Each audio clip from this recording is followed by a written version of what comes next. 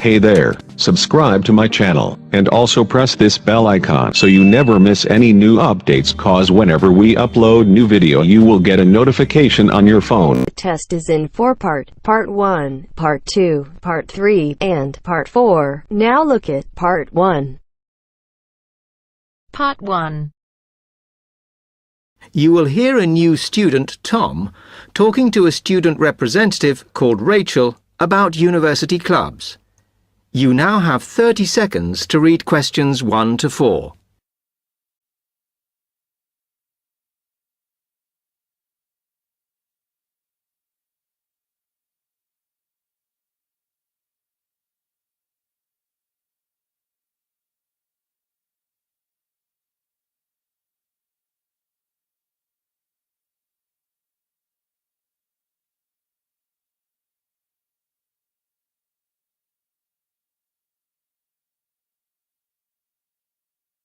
Hi, welcome to Freshers Week. I'm Rachel. Can I help you? Oh, hi. Yes, I was hoping to find out about some clubs I could join. Well, all the club stands are here in this hall. What were you interested in? Not sure. I wanted to do something where I could meet people. Well, take this leaflet with details of all the clubs and see what you think. Oh. It'll probably depend on what day you're free. Like on Mondays, there's the film club. Then on Tuesdays, you've got the climbing club. That's really good. I'm in that. Then on Wednesdays, you've got chess, if you want something a bit more intellectual. But you should look through carefully because all the clubs run extra activities as well as their normal meetings. Oh, yes, I see. So, it looks like the film club has discussions after the films. I'd quite like to go to those. Then, climbing. Goodness. It says here that the university has its own climbing wall. That's impressive. And they go on weekend trips. Cool. And it says the chess club normally just does games with whoever turns up. But it also runs competitions sometimes. But I bet you've got to be pretty good to do that. Yes, I think so. And how many people are in the clubs? Are they all really full? Well, obviously they're all different. So, for example, the film club has just increased its membership from 85 to 125. But I think they're hoping to extend it to 150. The climbing club's quite small, 40 people. And the chess club is fairly healthy at 55. Right. OK. So who do I see if I want to join these clubs? Well, if you go round the stands and speak to the people there, for the film club, that's the events organiser. For climbing, you'll need the club secretary, and the chess club is organised by one of the maths tutors. OK? Yep. I think I'll start with the climbing club. It sounds good. Oh, well, as I said, I'm in that, so I might be able to help you a bit. You now have 30 seconds to read questions 5 to 10.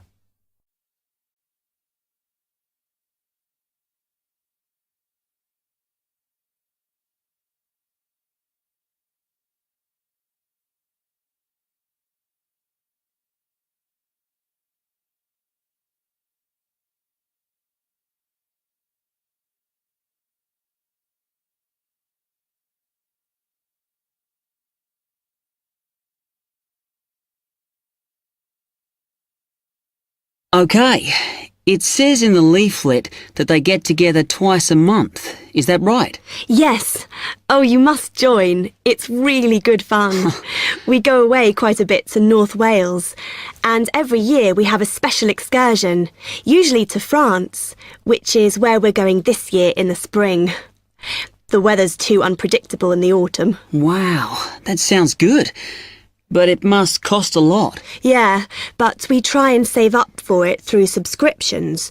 So rather than having a huge sum to pay in the month we go, we collect those weekly, so it spreads it out. Good idea.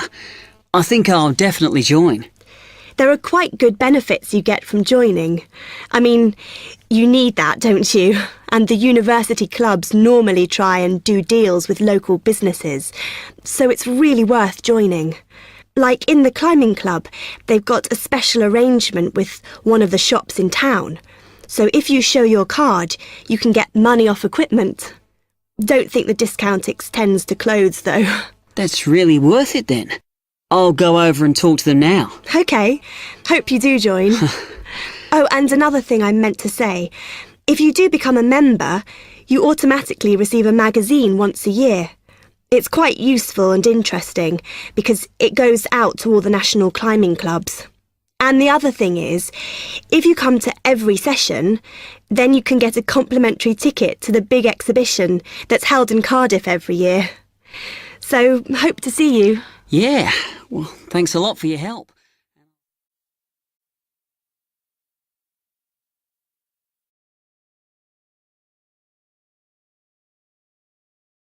That is the end of part 1. You now have half a minute to check your answers.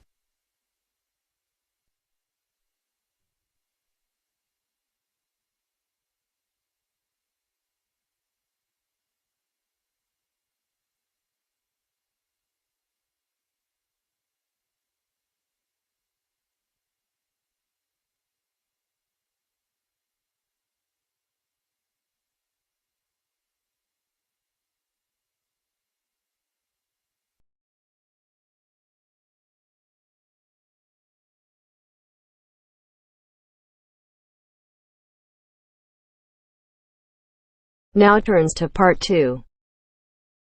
Part 2. You'll hear a dialogue between a foreign student and a student union officer. As you listen, answer the following questions. First, look at questions 11 to 13.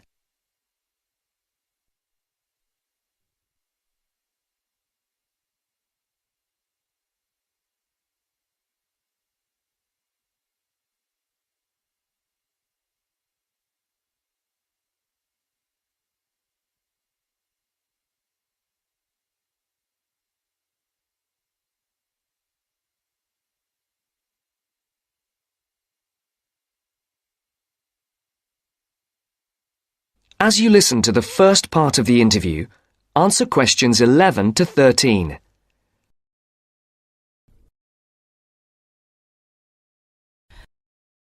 Good morning. Can I help you? Yes, I'd like to know something about the British medical scheme. Yes. What's your question? Can I use British doctors if I fall ill?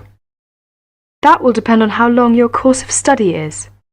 If it is 6 months or more, then you are entitled to treatment from the British medical scheme, called the National Health Service, NHS, as if you were a British citizen.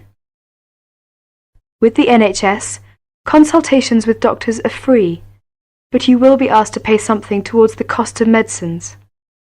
In 1987, this is £2.40 for each item of medicine. You are also entitled to free treatment in British hospitals.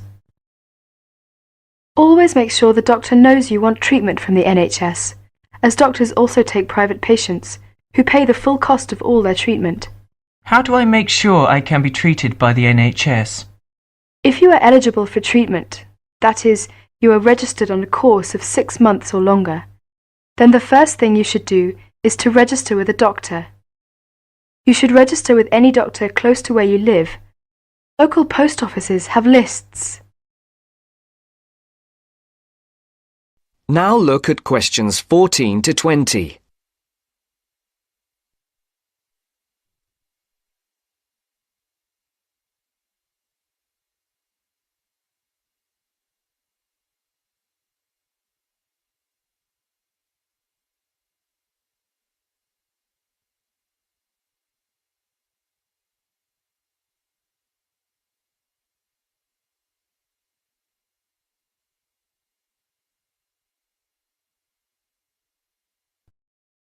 All you need to do is visit the doctor or the doctor's receptionist during consulting hours and ask to be included on the doctor's list of patients.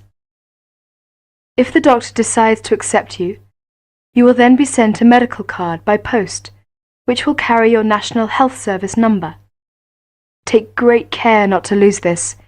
If the doctor cannot accept you, try elsewhere or contact the local family practitioner committee. You can get the address from the post office or any doctor. Find out your doctor's consulting hours from the doctor or the receptionist and ask whether or not you need to make an appointment before seeing the doctor. Remember to be on time for any appointment you make. You can see him or her during those hours unless you are seriously ill. If you are seriously ill, the doctor can be called out to see you. Once you have registered, you should tell your warden, landlord, landlady or a friend the name, address and telephone number of your doctor, so that if you are suddenly taken ill, the doctor can be called out to see you. I see. Could you tell me something about British hospitals? Yes, hospitals provide specialist treatments, or treatment for which any kind of extended stay is required. Your doctor will recommend you to go if it is necessary. Casualty or emergency treatment following accidents is free for everyone. As not all hospitals provide such services, you should find out which local hospitals do, in case you ever need treatment. How about dental care in Britain? You can find lists of dentists who give National Health Service treatment at local main post offices. You do not register with a dentist, but you should ask whether they are willing to give you NHS treatment, as dentists are free to accept or refuse patients, and to provide private treatment only. If you are accepted, you should give the dentist the NHS number which is on your medical card. There is a charge for all dental treatment. For basic treatment, this could be up to £17. More extensive dental treatment will cost more if you are not registered with a doctor. You will have to pay the full cost of dental treatment as a private patient. You will have to make an appointment to see your dentist and should give notice if you are unable to attend an appointment, or you will be charged for loss of time. You should try to have your teeth checked at least once per year by the dentist. From the NHS, you are entitled to a free 6-monthly checkup. Thank you very much. This helps me a lot.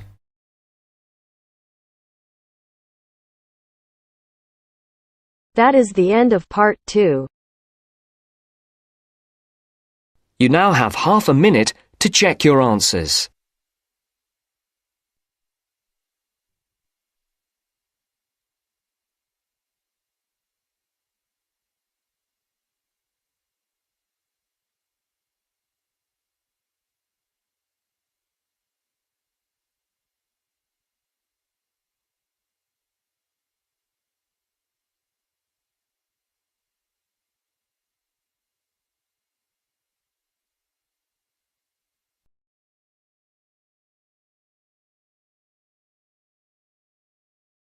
Now turns to part 3.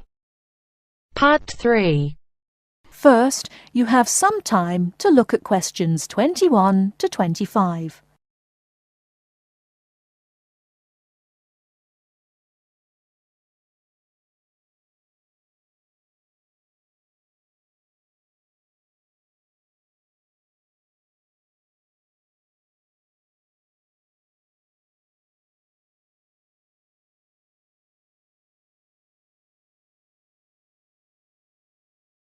Now listen carefully and answer questions 21 to 25. Good afternoon, everybody. It's Ronald Jaff with this week's edition of Movie Talk. First, let's look at the films this week in the theatre. The Kid Rides Again, When You Find Love, and Wronged. The last of the three, Wronged, is definitely the best. In fact, one of the best films in a long time, with Henry Michelson and Joanne Seymour. It is about a man who gets a life sentence for a murder he did not commit. In the style of the films of the 40s and 50s, it is a modern story of a man and his wife, wonderfully played by Joanne Seymour. They fight to make people believe Thompson is the wrong man and not the killer, The strength of their love is wonderful even after Thompson has been in prison for 15 years. Of course, I won't tell you what happens after Thompson's 15th year in prison. That would ruin the story. But if you see no other film, you should see this one. The story may be old, but the acting is great, and it will hold your attention from beginning to end. Unfortunately, I can't say the same for When You Find Love. Just another silly story about how boy meets girl, boy loses girl, boy gets girl again, and they live happily ever after. Before you hear the rest of the talk, you have some time to look at questions 26 to 30.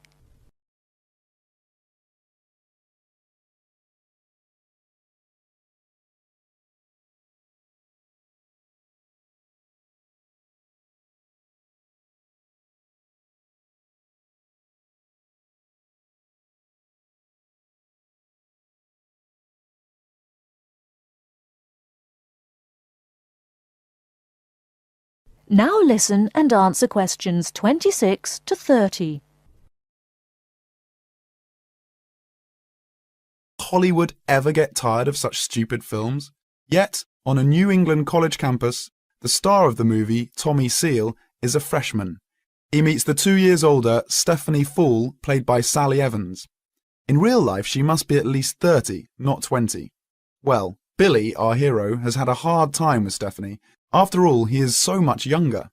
But they fall in love in about a minute, as long as it takes to take a picture with a Polaroid, and they are both so happy, in true paradise, until Buck, the star football player, played by Ronco Starr, the only good acting in the film, steals Stephanie away from the poor Billy. He is, after all, a senior and football star, and the rest of the film is about, naturally, how Billy gets Stephanie back, making her remember their love. He shows her that he, not Buck, is the man for her. Well, if you can stand a stupid story and bad acting, then take your 8-year-old child to see When You Find Love. Anyone older will leave the theatre before the movie ends. And finally, The Kid Rides Again, a western about a young cowboy, Kit Barnes, who stops the bad guys, the robbers, the killers, and plain old bullies, and helps the good guys. Kit is fast with a gun and never once in this cowboy. Kit is the cowboy who never stays in one place for a very long time, who leads a lonely but very free life. Nothing new on the storyline, but a good classic-style western with good acting. Peter Sells as Kit catches just the right mood. He's an excellent and natural cowboy. There are beautiful scenes of the open country in the West and enough action to hold your interest. A good cowboy film for those who, like me, always enjoy seeing the Old West. And now, before we go on with the news from Hollywood, a word from our sponsor.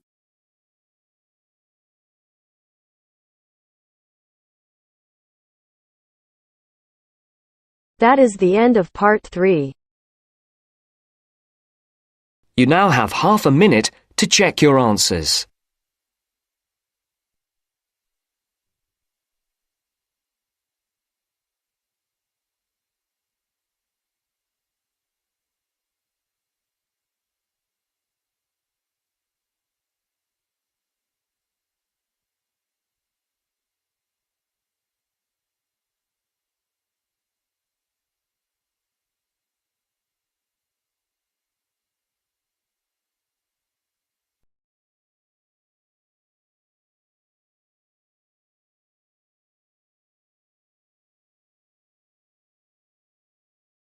Now turns to part 4.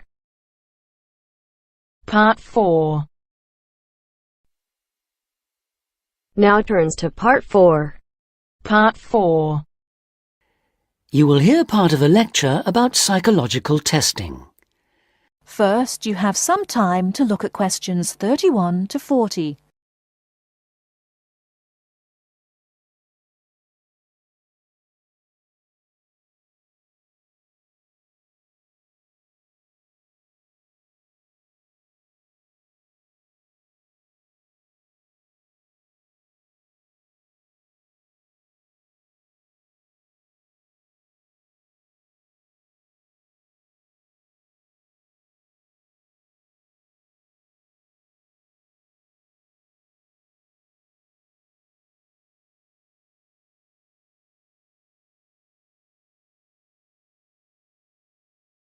Now listen carefully and answer questions 31 to 40.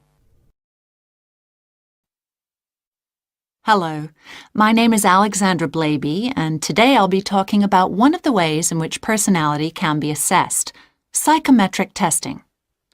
Psychometric literally means measuring the mind, and there are many carefully constructed tests which attempt to carry out this process. Probably the most common use for these tests is to help people find out the careers that most suit their personality. Many employers ask new job applicants to take a psychometric or personality test as part of their selection procedure. One of the features of this type of test is that there are no right or wrong answers to the questions. For this reason, it would be more accurate to call them assessments rather than tests. There are 4 main types of personality test currently in use.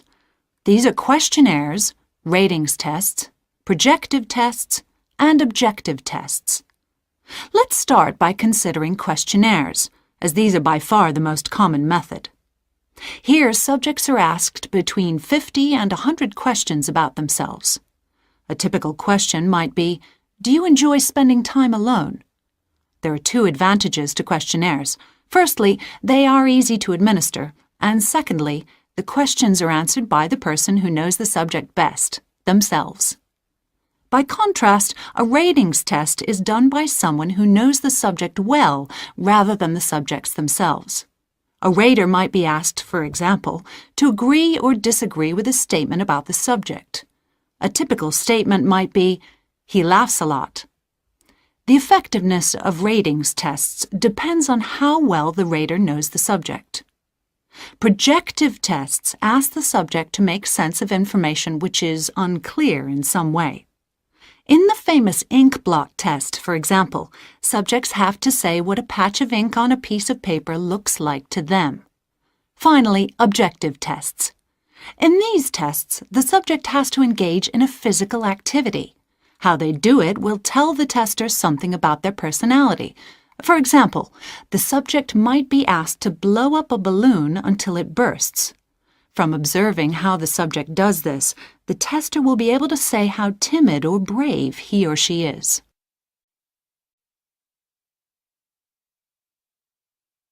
Perhaps at this stage we should clarify what exactly we learn about people from psychometric tests.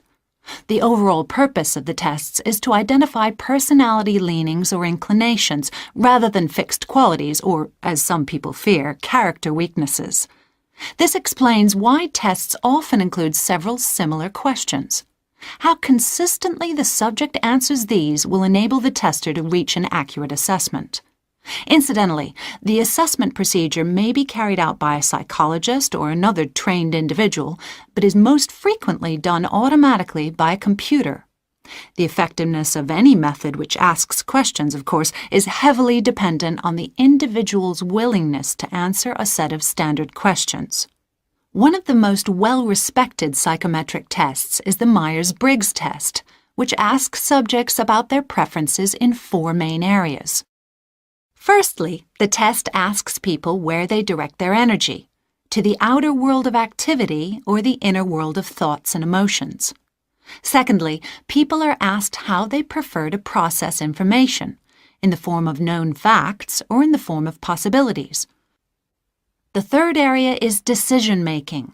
Do people make decisions on the basis of logic or of personal values?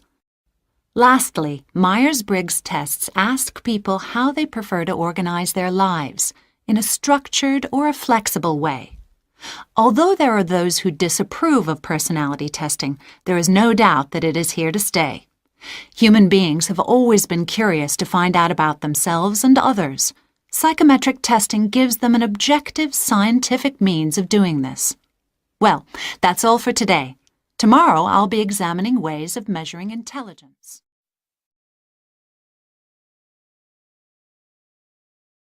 That is the end of part 4. You now have half a minute to check your answers.